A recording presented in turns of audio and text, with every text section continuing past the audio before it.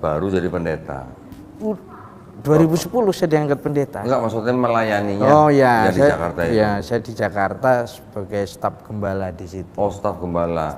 Tapi pernah khotbah juga dong? Ya sering. Sering ya? Ya jatahnya memang. Diundang ke gereja-gereja lain juga? Oh, berarti saya bahkan setiap bulan ke Lampung Timur di daerah Pulau Sepat. Oh, setiap bulan? Setiap bulan. Ceramah, khotbah? Pernah. Oh, berarti kali ya. Programnya tadinya setiap bulan. Cuman saya 3 kali kalau nggak salah. Oh. Karena ya jaraknya terus. Iya, tapi juga diundang ke gereja-gereja lain nggak?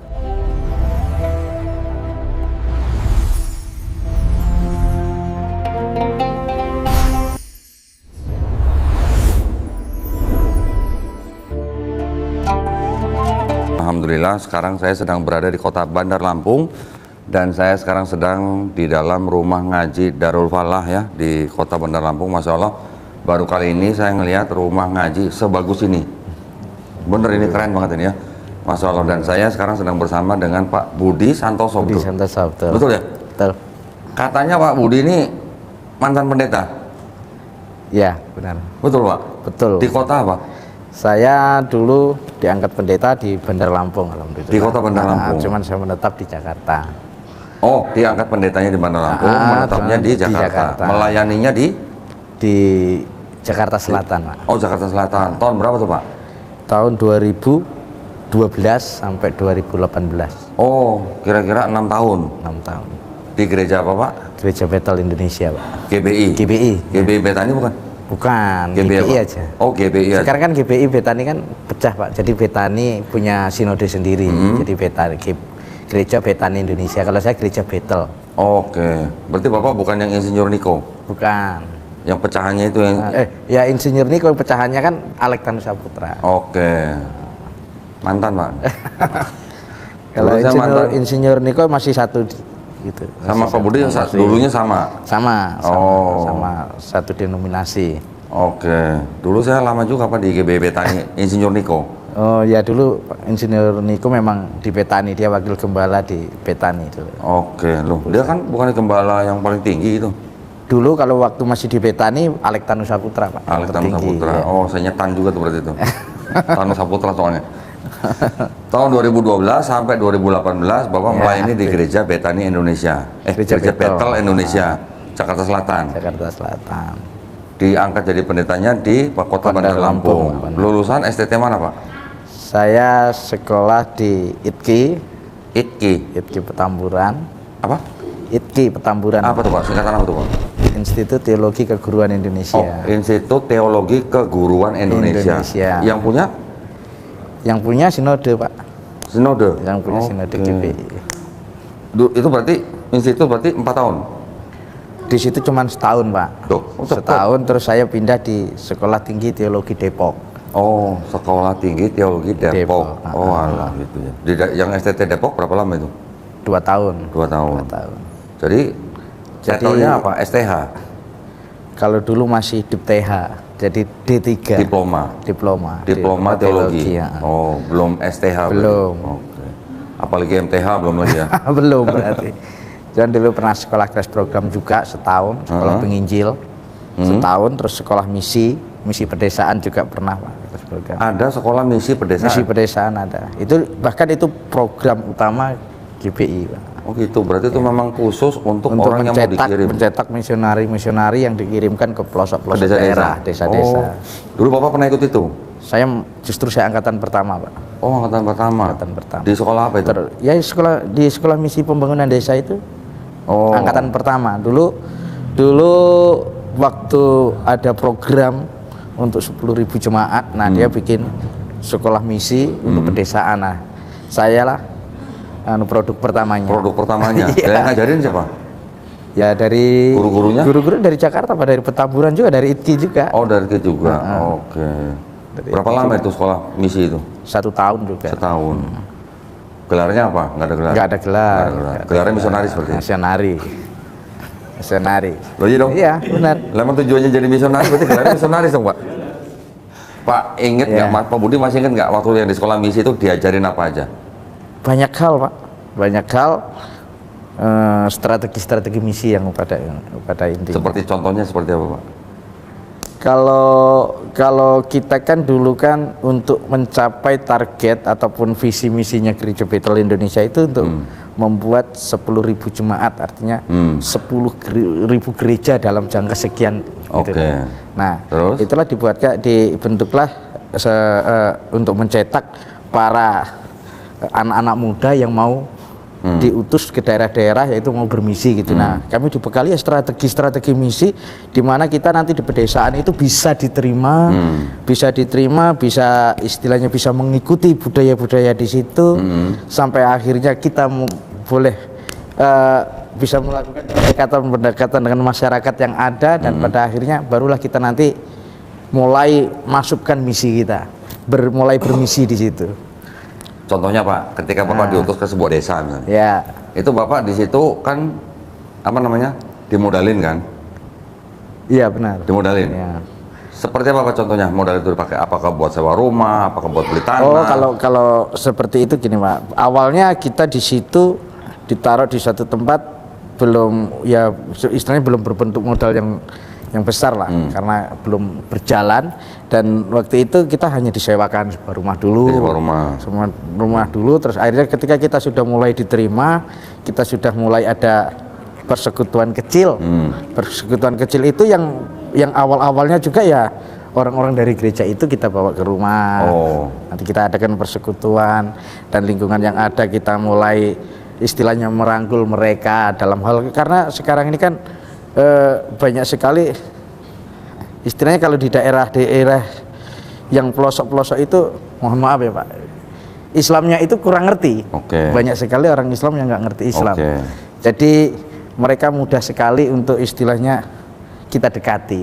Dan ketika kita sudah mulai mendekati mereka, ya otomatis dengan sosial lah, dengan jiwa sosial kita, akhirnya mereka mulai menerima kita, dan akhirnya mulai kita nanti bercerita sedikit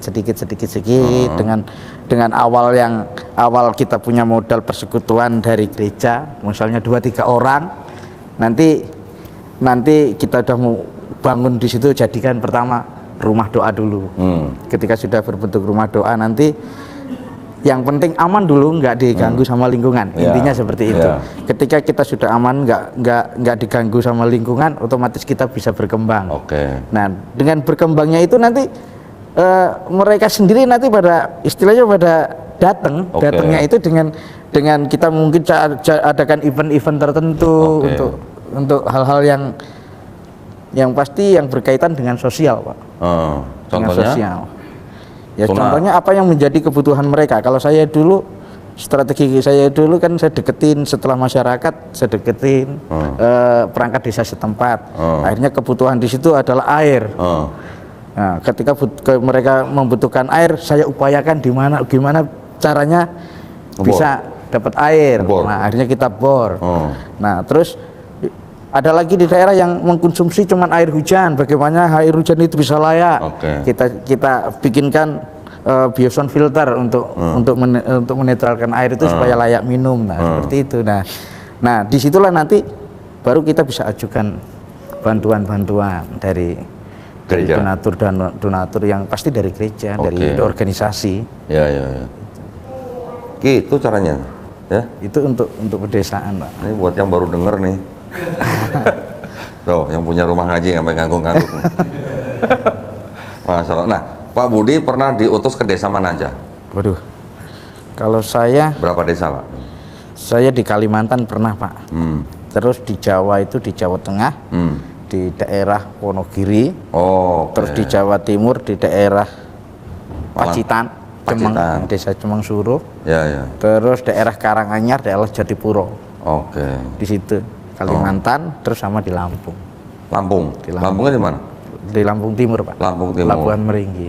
Tahun berapa tuh yang Lampung? Tahun 2007. 2007, berarti belum ke Jakarta ya? Belum, baru lulus. Istilahnya saya lulus sekolah. Saya mulai jadi misi itu dari tahun 2003. 2003. Nah, kebetulan tahun 2007 saya dipindahkan di Lampung. Nah, di Lampung 2007 sampai 2012 berdiri ke satu gereja, Pak. Satu gereja di Satu mana? gereja di Labuan Meringgi. Labuan Meringgi yang Lampung itu. Iya. Oke. Lampung Timur. Lampung Timur. Iya. Gerejanya Gereja beton. segede apa, Pak? Udah permanen, Pak. Bisa bangunan. buat berapa orang itu? Kalau kapasitasnya bisa 100 orang lebih. 100 orang. Iya. Dapat izin nggak tuh Pak gerejanya? Kalau yang penting izin lingkungan, Pak, kemarin itu. Izin lingkungan. Nggak Izin sampai lingkungan, full. enggak full, enggak. Yang penting berdiri Nah, dulu. cuman karena saya kan seorang misi, Pak, misionari. Jadi di situ tidak boleh memimpin sebuah gereja. Iya, diserahkan. Jadi diserahkan. Nah, saya serahkan ke namanya ya masih seangkatan lah. Iya. Dan akhirnya sekarang malah udah nggak ada, Pak. Baru berapa lama itu saya pulang ke sana, gereja itu udah jadi rumah, Oh. dijual. Dijual. Jadi sekarang jadi rumah tinggal. Oh. Kenapa? Karena sepi jemaat. Karena jemaatnya nggak ada. Oh, jadi nggak ada perpuluhan. Pada pindah semua, akhirnya kan nggak ada jemaatnya, nganggur, terus gitu. dijual Bisa jadi dijual. rumah desa. Ya. Tapi dulu waktu bangun gereja itu memang sengaja mengincar orang-orang Islam di situ untuk Iya, masuk Kristen. cuman kan karena nggak berkembang, mungkin karena saya kan dipindahkan tahun 2012, saya dipindahkan ke Jakarta, jadi di situ dipegang oleh namanya Agung Prawoto, Pak. Nah, itu juga sama juga pendeta juga. Oke. Cuman kan dia pendeta di bawah pimpinan gembala, jadi bukan misionari. Oke. Beda dengan saya, kalau saya itu Misionaris. misionari. Oke. Terus waktu 2012 sampai 18 baru jadi pendeta. 2010 saya diangkat pendeta. Enggak, maksudnya melayaninya. Oh ya, yang di saya, Jakarta itu. ya, saya di Jakarta sebagai staf gembala di situ. Oh, staf gembala. Staf Oh, gembala. tapi pernah khotbah juga dong. Ya sering. Sering ya? Ya jatahnya memang. Diundang ke gereja-gereja lain juga. Oh, berarti Saya bahkan setiap bulan ke Lampung Timur di daerah Pulau Sepat. oh, setiap Situ, bulan Setiap bulan. ceramah, Ya, khotbah. pernah. Oh, berarti Berapa kali ya? Programnya tadinya setiap bulan.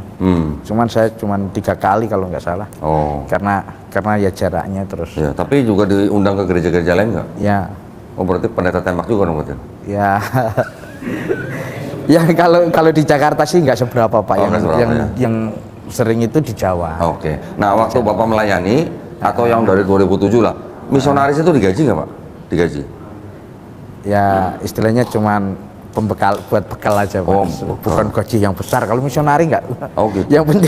Yang penting istilahnya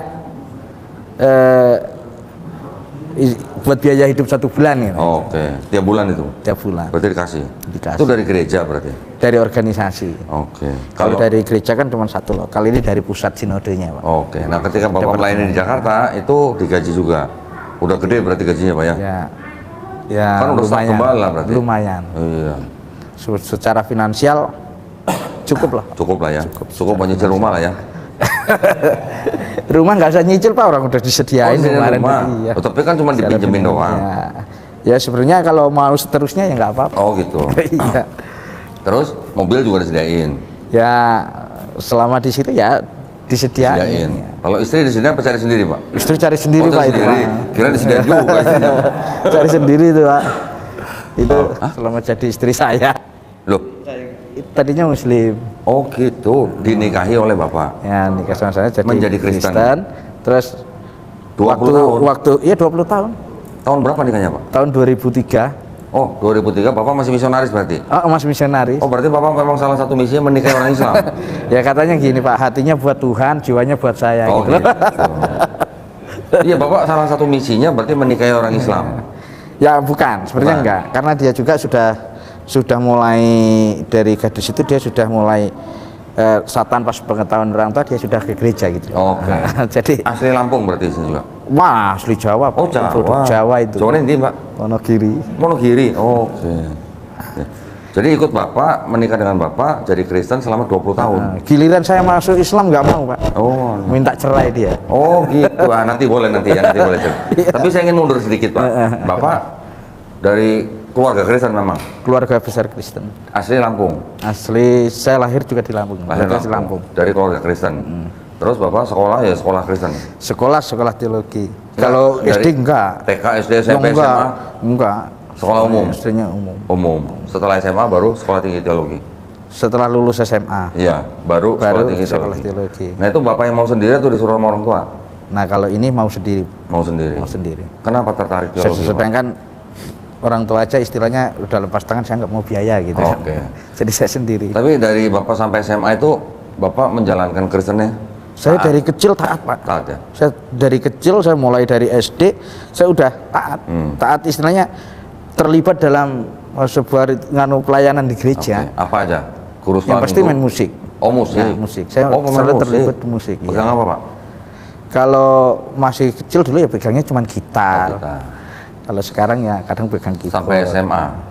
Sampai SMA. Sampai SMA. Baru sekolah tinggi teologi. Ya, Oke. terlibat terus dalam. Jadi memang dari keluarga Kristen. Dari keluarga Kristen. Terus sekolah STT sampai akhirnya melayani di Jakarta 12 sampai 18. Dari Sudah menikah tahun 2003. 2003. Oke. Terus tahun berapa Bapak kok tiba-tiba saya mau Ke alap Islam. tahun 2022, Pak. 22? Oh, jadi dari yang 2018 masih ada jarak 4 tahun. Masih belum itu, Pak. Saya masih ke Jawa, Ngapain? ke Jawa lagi. Terus ya masih pelayanan, Oh, tapi pelayanan. masih mondar-mandir. Maksudnya, Oke. maksudnya belum off, pelayanan Oke. belum off. Off-nya di tahun 2022. Berapa lama sebelum 2022 itu Bapak mulai belajar Islam? Dari 2018 sebenarnya, Pak. Oh, dari 2018. Karena kenapa saya keluar dari situ? Saya sudah mulai mencari-cari istilahnya. Lah kenapa? Ya banyak hal, Pak. Contoh. Kurang gede gajinya bagaimana? Kalau gajinya cukup, Pak. Oh, cukup. Cukup Terus? bahkan istilahnya ya kami masih dalam zona yang nyaman lah waktu itu lah. Yang menjadikan Bapak mau belajar Islam apa nih, Pak? Sebenarnya cuma sepele awalnya. Awalnya itu cuma sepele ya gara-gara Natal, Pak. Natal. Kenapa Natal? Kalau Natal Bapak nggak itu- disuruh khotbah Natal gitu? Bukan. Oh, kirain. Kenapa ada Natal di gereja itu aja? Oke. Itu jadi satu pertanyaan seperti itu. Sebenarnya kan nggak ada Natal kayak di itu, kalau menurut saya pribadi nggak Nggak alkitabiah. alkitabiah. Ya. Karena tidak ada tanggal 25 Desember di Bible. Ya, ya, bukan masalah tanggal 25 sebenarnya. Habis? Tetapi liturgi yang dilakukan. Oke. Kalau menurut saya perayaan-perayaan Natal itu bukan liturginya orang Kristen gitu, Oke. tetapi banyak di dalamnya itu penyembahan berhala seperti Oke. penyembahan dewa matahari. Iya. Nah nanti kalau dijelasin agak panjang ya. Nggak apa-apa, justru kita harus panjang, Pak. nih. Nah terus saya telusuri secara Natal itu ternyata tanggal 25 Desember yang dipakai itu adalah penyembahan dewa matahari. Memang udah Iya. tahu dari awal. Iya. Tetapi saya nggak telusuri dari sejarahnya. Oke. Nah pas kita lihat, saya pelajari kenapa kok harus ada pohon cemara, kenapa harus ada Sinterklas, kenapa harus ada ini, sebenarnya kan nggak ada. Apa sih lambang pohon cemara itu, apa sih lambangnya lilin itu kan. Banyak orang kan nggak ngerti, cuman yang penting saya ikut perayaan Natal. Iya. Nah pas saya pelajari kok ternyata itu adalah kebiasaan, istilahnya kebiasaan dewa matahari. Iya. Nah waktu itu pas saya baca buku itu Nimrod itu Ya. adalah dewa matahari tersebut, dan dia itu suka sama ibu kandungnya. Iya. Suka sama ibu kandungnya. Bukan Iya. Nimrod, Pak. Siapa? Ini Tamrus. Ada Namrus atau Nimrod, Tamrus anaknya, Semiramis istrinya. Kalau Nimrod, Nimrod itu suaminya Semiramis. Tamrus anaknya Semiramis. kalau Semiramis itu, Ibunya, ya ibunya Tamrus itu. nah ya mungkin seperti itulah. Iya. Nah itu ketika dia meninggal, Ya. saking sayangnya istrinya ini, ditanamlah sebuah pohon cemara Ya. untuk mengenang. Iya. Nah setelah itu setiap kali ia mengenang, dia datang ke situ, dia kasih pernik-pernik. Nah tak pikir-pikir kok sama yang di Natal ya. Di Kristen. Di Natal itu ada pohon cemara, dikasih pernik-pernik. Nah sedangkan mereka nggak tahu apa maknanya gitu loh. Nah dari situ, cuman hal kecil itu dan seterusnya, dan akhirnya merambat ke Islam. pelajarannya lebih dalam lagi, Oke. seperti ketritunggalan yang sampean sampaikan tadi, Oke. tak koreksi lagi. Oh. Seperti istilahnya posisi Isa dalam gereja, dalam Kristen sama dalam Islam, Oh. saya koreksi lagi. Oke. Dan sejarah terjadinya agama Kristen saya koreksi lagi gitu. Oke. Dan akhirnya itu saya mulai bimbang, mulai ngambang. Kalau Islam belum tahu. Nah saya berpikir begini, ini kalau ini nggak benar, nah saya cari, kalau di kayak kok yang saya lihat di ajaran di Bible ini, siapa yang mendekati. Yang mendekati ya Islam ini tadi. Di Hindu nggak cocok, di Buddha nggak cocok, Konghucu nggak tahu, Katolik udah pasti bertentangan karena dulu ada pemecahan itu. Akhirnya saya pelajari kok semua pelajaran yang di situ mirip sama Islam, agama Islam. Cara ibadahnya, cara banyak hal yang mirip. Seperti wanita harus memakai jilbab lah, yang istilahnya ketika Yesus berdoa itu dia maju duluan lah. Ya banyak Pak hal yang akhirnya membuat ya sujud, termasuk di sujud lah, termasuk puasa, termasuk Yesus lapar lah. Nggak makan babi, makan ikan goreng. Makan ikan goreng. Ya, jelas nggak makan babi kan? Enggak, karena kan hukum Taurat. Karena kan kalau sebenarnya Yesus itu kan dia datang tidak menghilangkan hukum Taurat, tapi untuk menggenapi hukum Taurat. Tetapi pas saya pelajari lagi itu adalah ketika Rasul Paulus mengangkat dirinya menjadi rasul, itulah bahwasanya Yesus itu meniadakan hukum Taurat itu. Iya, katanya membatalkan Taurat dengan mati sebagai manusia. Ya mungkin seperti itulah. Oke, terus? Nah ya itu, terus akhirnya saya ketika itu mendekati agama Islam, saya pulang ke Jawa ke tempat istri. Saya itu mau mualaf, nggak ada yang mau mualafin Pak. Orang istilahnya waktu pertama saya jadi misionari di situ aja istilahnya rumah saya mau dibakar aja saya masih berdiri teguh. Apalagi kok tiba-tiba datang minta dimualafkan. Akhirnya saya mualaf di Surabaya Pak. Waktu bersyahadat tahun berapa? 2000? Tahun 2022 di Surabaya. Istri ikut nggak waktu syahadat? Ya ikut. Dia kan tadinya nggak mau Pak. Dia nggak mau. Dari mulai saya goyah itu, dia udah nggak mau. Dia udah pulang duluan ke orang tuanya. Terus? Nah terus akhirnya apa? Saya tetap bersikukuh kalau saya nggak akan istilahnya nggak akan duduk diam di kepercayaan saya yang lama. Karena saya pikir semua yang dikerjakan ini nggak sesuai dengan Alkitab, bilang gitu, nggak Alkitabiah lah caranya. Nah, terus tapi kan waktu itu kami dalam zona yang nyaman Pak, istilahnya anak semua tercover, semua biaya sekolah sudah ditanggung, istilahnya nggak mikir lah. Terus untuk tempat tinggal juga yang nggak bagus-bagus tapi ada. Terus untuk kemana-mana juga sudah ada kendaraan, ya pokoknya sudah ada, dan istri nggak mau. Akhirnya istri pulang ke tempat orang tuanya, dia nggak mau kalau saya masuk Kristen, pokoknya masuk Islam, pokoknya harus tetap di gereja. Lah nanti kita gimana? Nah, tapi saya tetap bersikukuh.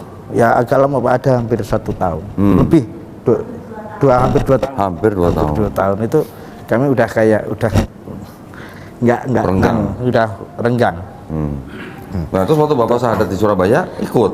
Nah ya sebelumnya diajak dulu. Nah akhirnya saya dekatin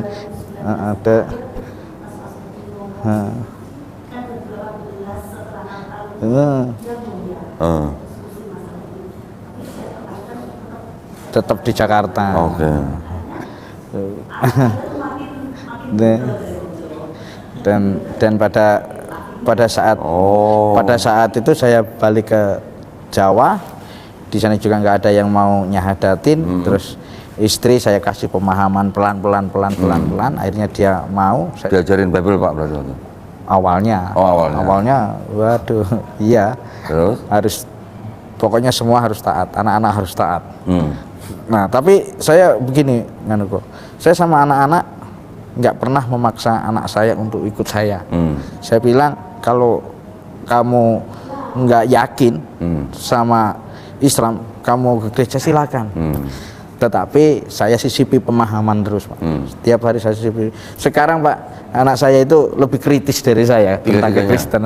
Tiga-tiganya semua udah Islam Pak? Islam semua. Alhamdulillah. Sekarang Islam semua. Alhamdulillah. Bahkan yang nomor 2 ini. Buat siapa? Buat saya? Loh, anak kedua? Masya Allah. Anak kedua saya kritis Pak. Kritis. Sama mana fotonya? Enggak, sebentar. Berarti Pak Budi ketika bersyahadat bareng sama istri syahadat apa enggak? Bareng. Oh bareng. Alhamdulillah. Bareng. Anak-anak waktu itu belum? Anak-anak belum. Oke. Alhamdulillah bareng berarti syahadat ya? 2022 di Kebrawon, di Pondok Maritim. Pondok Maritim Karangpilang, Braon, Surabaya. Karangpilang, Surabaya. Alhamdulillah. Nah, waktu Bapak masuk Islam itu orang tua Bapak tahu? Orang tua saya yang satu sudah meninggal. Betul meninggal. Tapi yang satu masih sakit-sakitan. Dia udah nggak connect. Tapi Oke. yang pasti keluarga lah. Keluarga ya hubungan kami Renggang. sangat renggang. Oke. Sangat renggang. Gereja gimana waktu itu? Ketika Bapak ketika masuk Islam bersahadat, Bapak mengundurkan diri dulu kan dari gereja kan? Iya, Pak. Berapa Nah, itu lama? prosesnya? Enggak, berapa lama Bapak sudah resmi mundur baru masuk? Langsung Pak saya, langsung begitu saya udah bersahadat, udah ada surat Sertifikat, ha? sertifikat mualaf, saya langsung ke Jakarta Oh, berarti Bapak untuk perubahan identitas identitas terus? dan mengurus ke Dimas Kristen. Untuk saya mundur dari Gereja. gereja. Loh, berarti Bapak masuk Islam dulu, baru Bapak rubah ke dokumen, baru ngajuin surat pengunduran diri. Oh, Karena kalau tanpa surat mualaf juga untuk pengunduran diri nanti dipersulit. bersulit. Oke. Nah, waktu Bapak mengundurkan diri ke gereja itu gereja gimana? Santai aja, pergi aja gitu, enggak? Gimana ya? Ya, karena sebelum saya ke Jakarta kan mereka sebenarnya udah tahu kan. Oh, tahu dari mana? Cuman di situ kan kepengurusannya aja. Oke. Taunya dari mana? Ya waktu saya mau mualaf itu saya Udah ngomong. udah putuskan, cuman kan untuk perubahan identitas kan harus. Oh, Nah, itu waktu datang ke sana waktu pengurusan itu istri yang berangkat, Pak. oke. Karena kalau kamu mau berangkat banyak sekali pertanyaan begini. Hmm. Masih nggak dibukain pintu. Terus, Bapak sudah majuin pengunduran diri ke gereja nih. Berarti udah keluar dari gereja nih. Terus gimana gajinya? Dapat bonus nggak Pak? Rumah saya pulang, Pak. Saya Rumah pulangin. tas nggak ada yang saya pulang. Ya rumah pulangin. Mobil pulangin. Untung istri nggak dipulangin Pak ya? Istri pulangin. Pulangin juga? Tapi kan, Pulangin ke Wonogiri? Oh. tapi dia cari-cari orang ganteng nggak ada, Pak. Oh gitu. Udah nggak bisa pindah ke lain hati ya Pak ya? Oh iya. Waduh. Dia nurut lagi. Widih, Masya Allah. Keren gini-gini hebat juga ya. Masya Allah. Jadi setelah Bapak keluar dari gereja, nggak ada penghasilan, kerja apa? Nggak kerja. Nggak kerja? Berapa lama? 2 tahun lebih, Pak. nggak kerja. 2 tahun lebih. Lah terus nafkahnya dari mana? Saya pergi ya dari ke Surabaya, pokoknya melanglang buana ke Palembang. Sendiri atau sama istri? Terus semua Pak, saya kalau berangkat Ikut semua? Pak, ke Palembang. Kami ke Palembang, Ngapain? rencananya ikut kerja sawit. Terus? Tapi pas mana nggak bisa. Terus? Nah, akhirnya setelah anak saya meninggal di sana satu. Ah, meninggal? Oh. Adiknya ini yang Oh yang kecil. Terus? umur 9 bulan dan saya pulang bawa uang itu kalau nggak salah 3 juta 700. Hasil dari Panen sawit? kajian pulang kok. Kajian apa? Manen, Oh manen. kajian manen. Saya Oh gajian manen. nah uangnya nggak nyampe Pak, nyampenya Bandar Lampung. Oh. Di Tanjung Seneng ini Dari Palembang? Maksudnya mau pulang ke Jakarta? mau pulang ke Jawa, Oh ke Wonogiri? Wonogiri udah pulang ke Nyangkutnya di Lampung? ya karena duitnya nggak cukup. Iya karena kehabisan duit di Lampung. Nah, tinggal di Lampung saya ngontrak 1 bulan 700. Oke. 700 itu di situ nggak ada yang kenal Pak. Oke. Satu pun nggak ada yang kenal. Terus? Nah anak-anak sekolahnya gimana? Saya cuma anak saya nggak sekolah. Yang mana? Nggak ada sekolah, pokoknya semua wis. Dan Tiga-tiganya? tiga-tiganya. Oh alah. Terus? Cari kerjaan itu saya jalan kaki itu dari Wai Halim sampai WKN itu setiap hari. Dia nggak dapat kerja. La ilah. Nah, di situ 2 bulan kami sudah nggak punya apa-apa, Pak. Heeh. Nggak punya duit, nggak punya, mau bayar kontrakan nggak bisa. Heeh. Nggak makan kalau nggak salah 3 hari kami nggak makan, 3 hari atau 4 hari gitu. Heeh. Udah nggak makan, yang makan cuma yang kecil inilah. Oh. Pokoknya yang penting yang kecil. Orang tuanya puasa? Kalau puasa terus. Mau ngerebus air juga nggak punya kompor, nggak punya apa. Oh alah. Loh, tapi maksud saya Bapak ketika ngontrak rumah di Lampung, kan Bapak sholat ke masjid kan? Iya, kerjaan saya cuma sholat. Nah terus? Sholat ke masjid, pulang. Pokoknya setiap waktu ada itu di situ. Ya. Cuman kan memang nggak ada yang kenal, saya habis sholat pulang. Oh. Sholat pulang, habis sholat pulang. Oh. Suatu ketika begini, suatu ketika itu pas kalau nggak salah hari Jumat. Nah, hari Jumat itu habis Jumat Jumatan saya pulang sudah pagi-pagi dulu itu anak saya ini yang itu nangis, duit tinggal 7.000 tinggal 7.000, kontrakan belum bayar. Akhirnya duit 7.000 itu saya suruh anak saya beli nasi uduk. Nasi uduk duitnya jatuh yang 2.000, tinggal 5.000 nggak jadi dibawa nasi uduk. Nah habis itu tak beliin mie, tak rebus pakai apa? Kita bikin panci itu, panci itu dibolongin, kita masak pakai spon terus bekas-bekas pokoknya mudah bakar itu, jadi asapnya itu penuh. Asapnya itu penuh. Di situ istri saya ngomong gini, ini gara-gara sampean. Gara-gara sampean masuk Islam. Gara saya. Iya. Coba kalau kita tetap di sana, nggak mungkin ada. Iya. Saya diam Pak, diam. Jam 11 itu ngomong lagi. Pokoknya kalau sampai nanti sore, kita ini nggak ada pertolongan. Wes, ini kan sertifikatnya ke sini, diambil semua sertifikat. Sertifikat mualaf. Sertifikat kependetaan. Oh, kependetaan. Oh iya. Terus? Ini mau saya bawa ke gereja. Oke. Kita ke gereja lagi. Habis Jumatan, terus habis asar itu saya pulang. Asar itu diem semua, nggak ada yang nanyain. Nggak tahu diemnya itu karena marah, karena kelaparan, saya nggak tahu. Karena lapar kali Pak. Mungkin. Terus? Diem semua. Terus? Nah, saya cuma ya udah diam saya masuk kamar, tiba-tiba habis itu ada orang dari masjid. Masjid itu soalnya namanya tamu, bapak siapa? Ngobrol berkenalan, dia masuk dia. Saya juga nggak pernah cerita sama siapa-siapa, nggak pernah ngomong kalau saya itu nggak makan 3 hari, nggak pernah. Tiba-tiba orang itu datang di situ lah bawa kompor komplit, sama gas, sama beras, sama semua belanjaan. Dari mana itu? Katanya saya itu ada rezeki buat bapak. Siapa buat namanya Pak Budi? Nah ini ada rezeki buat sampean. Ya saya juga bingung Pak, ada rezeki buat apa? Iya. Oh saya nggak kenal. Iya. Dia kenalin diri namanya Darmono.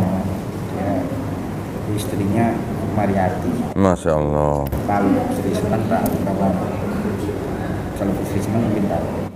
Karena Itu sorenya tuh? sorenya. Berarti sorenya ada yang nganterin kompor, nganterin beras, istrinya jadi jual sertifikat pendeta nggak? Oh nggak jadi.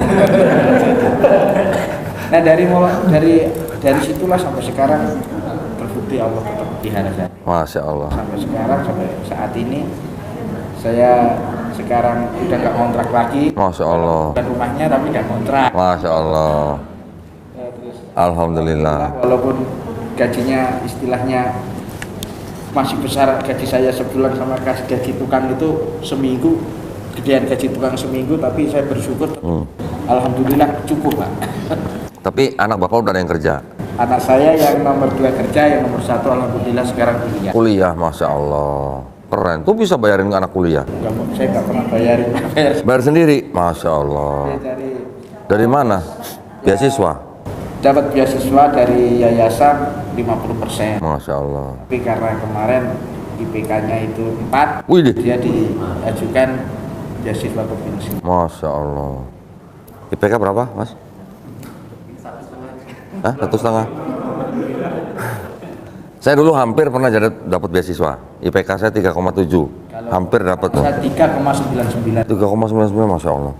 Keren loh. Semua A, semua B-nya cuma 1 plus. Masya Allah. Jadi kemarin Kuliah apa tuh Pak? rekayasa perangkat lunak. Oke. Pinter anaknya berarti. Masya Allah. Sekarang dapat beasiswa provinsi. Baru diajukan tapi diprioritaskan oleh kampus. Masya Allah. Di universitas mana? Universitas Istidlal Di mana? Di Lampung. di Lampung. Oke. Sekarang semester berapa? Semester 3 ya. Semester 3. Mudah-mudahan dapat beasiswa ya Pak ya. Amin. Mudah-mudahan dapat beasiswa ya. Masya Allah. Terus ketika Bapak sudah mendapatkan pertolongan Allah, terus istri nggak jadi jual sertifikat pendeta,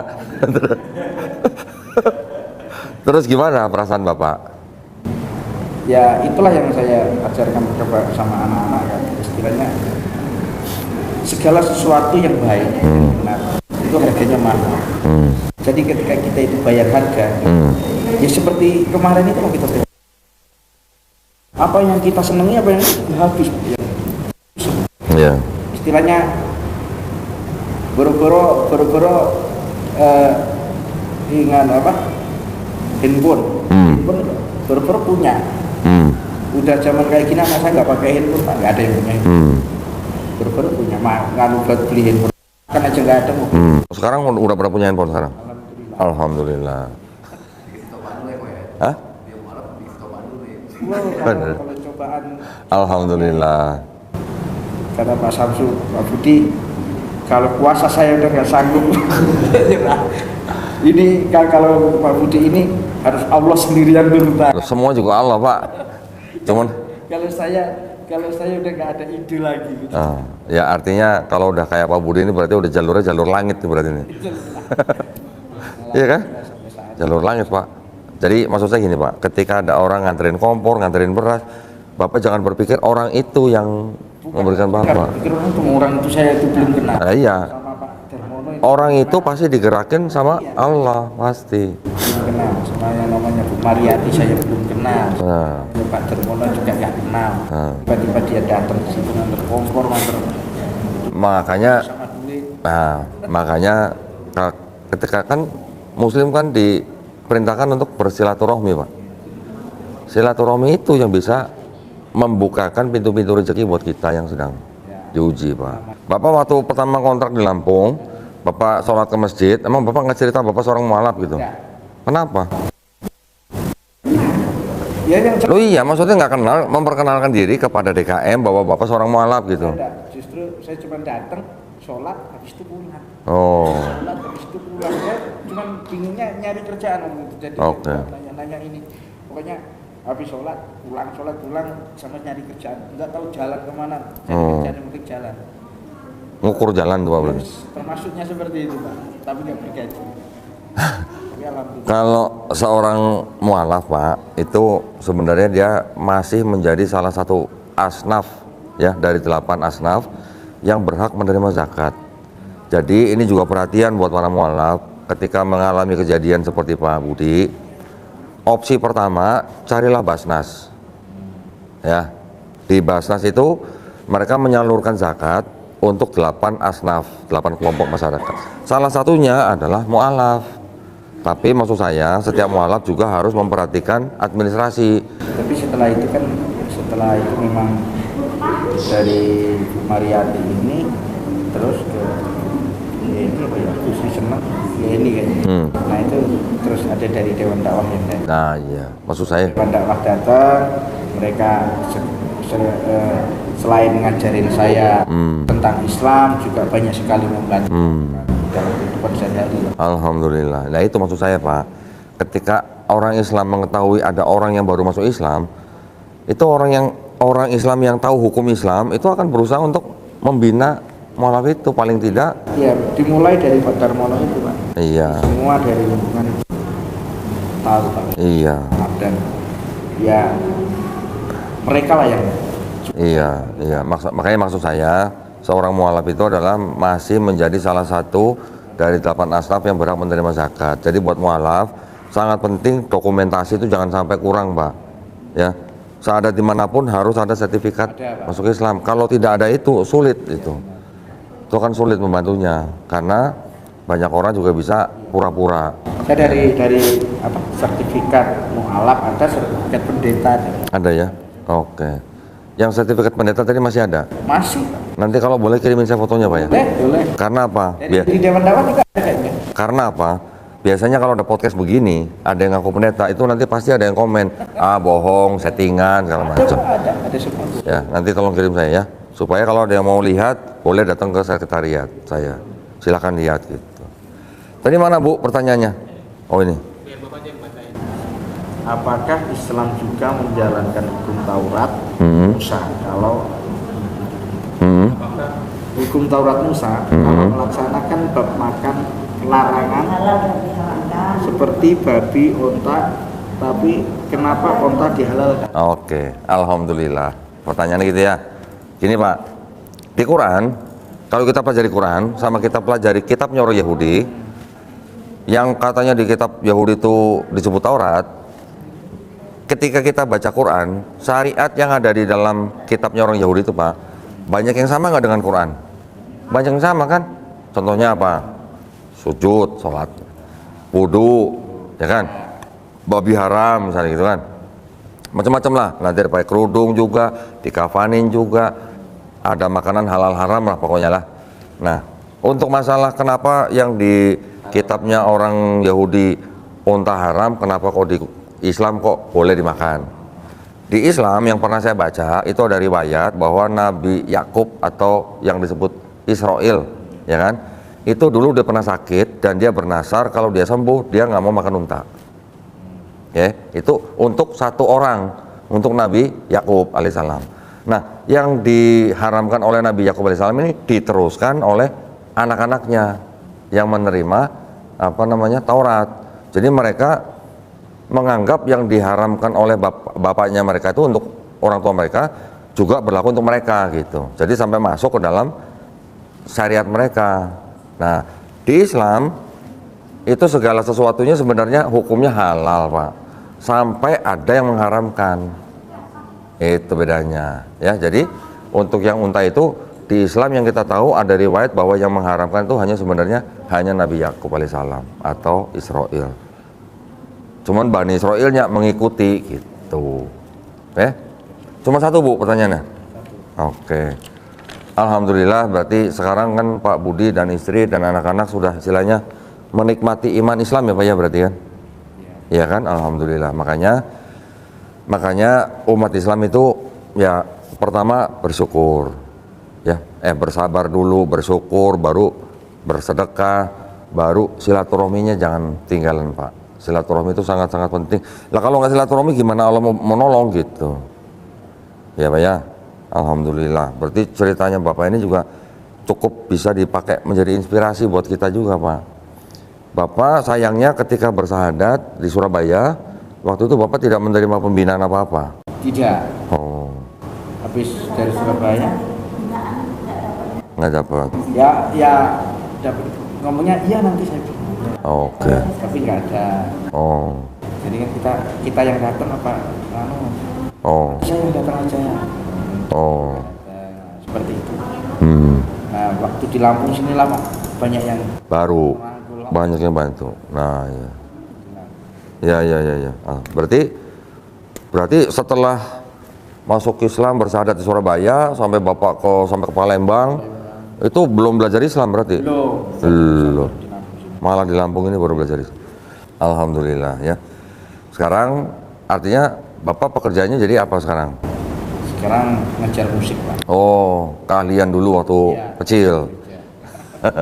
Kalian kecil sekarang bisa buat nyari duit ya. Ya, yang penting cukup. Ya dicukupkan. Iya. Cukup. Iya, yang penting barokah, Pak. Orang-orang seperti Pak Budi Santoso di Lampung banyak nggak, Pak? Ada nggak? Atau Bapak pernah kenal nggak? Pendeta. Pendeta. Banyak yang kenal. Banyak. Maksudnya ada yang masuk Islam juga? Oh enggak. Tapi kenal pendeta-pendeta di Lampung. Banyak. Kira-kira ada yang mau debat nggak, Pak? Hah? Atau nggak ngopi bareng gitu lah, ada nggak? Ya nggak tahu Pak. Coba ya, ngobrol ya.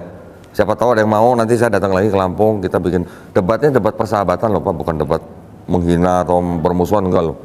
Tujuan kita berdebat itu untuk apa istilahnya, menyampaikan masing-masing argumen, bukan untuk cari musuh. Ya, kita yang bayarin tempatnya, kita yang bayarin transportnya mereka, kita sediain makan minum yang enak, tempat tidur kalau perlu kita sediain, pulang aja kita amplopin, tenang aja Pak, kita bukan cari musuh gitu. Nah, ngopi bareng gitu Pak, kalau ada ya, siapa tahu kan nanti Bapak juga bisa. Ada yang mau disampaikan nggak Pak Budi buat saudara-saudara kita yang seiman ataupun saudara-saudara kita yang belum beriman? Ya yang jelas itu sekarang itu kristenisasi gencar Pak. Memang Apa? Kristenisasi banyak. di Lampung. Ya dimanapun daerah Pak. Oke. Apalagi untuk kita itu hanya yang paling nganu untuk mengantisipasi kristenisasi itu hanyalah dengan kita membentengi diri kita aja, membentengi diri kita, karena banyak sekali orang Islam kan memang istilahnya Islam yang dari kecil malah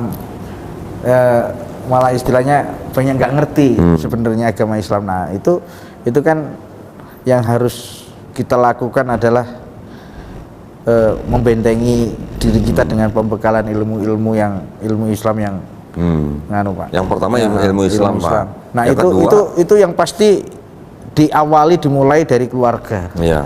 Dari keluarga. Nah, yang paling utama lagi yang memulai itu adalah orang tua. Pada anak, seperti tadi ada pertanyaan yang istilahnya ada orang pakai jilbab muda-muda begini ngerokok. Malah diolok-olok. Itu sebenarnya itu tugas kita sebagai orang tua yang harus membekali anak kita itu dengan ilmu-ilmu Islam yang benar. Kadang-kadang enggak Pak, kadang-kadang kan orang Islam yang penting KTP-nya Islam udah sah, udah ini. Akhirnya mereka menyepelekan hal-hal yang sebenarnya nantinya akan menjadi fatal. Gitu loh. Sedangkan kristenisasi di mana-mana itu kencang. Mereka sudah mulai membangun komsel, komunitas sel kecil-kecil, dan ini nanti komsel ini yang di daerah-daerah ini nanti akan jadi komunitas yang besar dan menjadi gereja. Tujuan mereka gereja, motonya yang lagi selamatkan jiwa berapapun harganya. Itu motonya orang Kristen. Kalau udah selamatkan jiwa berapapun harganya, apapun akan dikorbankan. Itu moto Pak, benar. Motonya, moto misionari yang sekarang ini, selamatkan jiwa berapapun harganya. Nah itu ya, dengar tuh ya. Ini soalnya mantan pelaku nih. Kalau bukan mantan pelaku saya mah jadi bener apa enggak gitu. Tapi ini mantan pelaku. Kalau mantan pelaku berarti bener ngomongnya. Jadi ya harus kita yang mengantisipasi, yang harus memberikan pondasi-pondasi sing kokoh kepada anak-anak, apalagi anak muda. Nah itu. Nah buat penonton yang belum beriman nih Pak, atau yang belum Muslim gitu, yang untuk yang mereka yang saat ini masih istilahnya belum menerima Islam,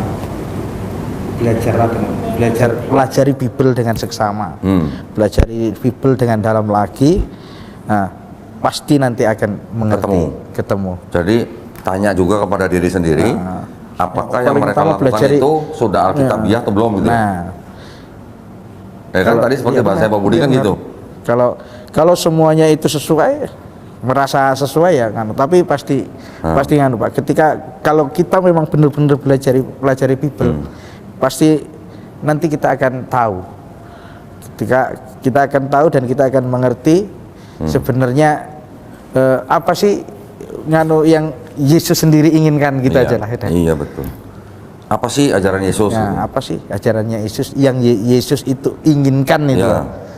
Yang mereka ikuti sekarang tuh ajaran Yesus apa ajaran Paulus sih? Sampai nanti ketika banyak orang berseru kepada Tuhan, tapi Tuhan sendiri berkata, nyalah engkau perbuatan kejahatan, aku tidak mengenalmu. Tapi kan itu katanya konteksnya untuk nabi palsu katanya.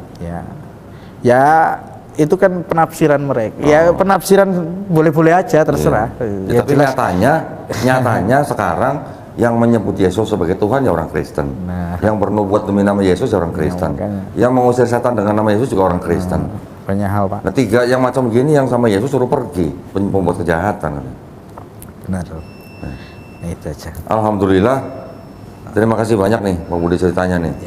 Ini semoga bermanfaat ya buat kita semua ya. Yang penting juga buat ibu juga pasti bermanfaat ya ceritanya. Biar ingat pernah mau jual sertifikat pendetanya Iswami gitu. Ibu ya, jangan Ibu ya. Alhamdulillah, terima kasih banyak Pak Budi sekali lagi ya. Mudah-mudahan kita semuanya dilindungi dan dirahmati Allah Subhanahu wa taala supaya kita menjadi orang istiqomah dan insya Allah husnul khotimah. Amin. Ya, itu harapan kita ya.